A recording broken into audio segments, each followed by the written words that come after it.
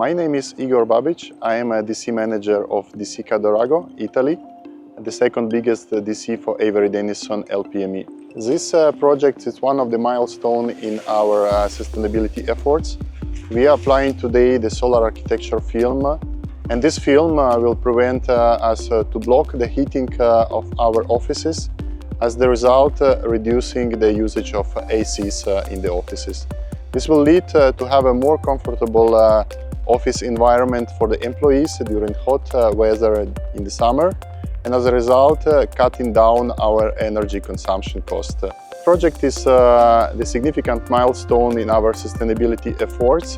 We decided to implement solar architecture window film to prevent the overheating of our offices during the summer period. AC is the biggest contributor in energy consumption for our plant.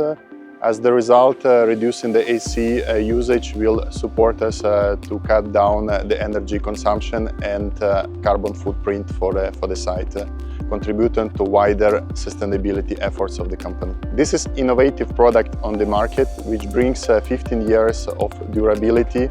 Additional advantage is a great appearance of the building after the application.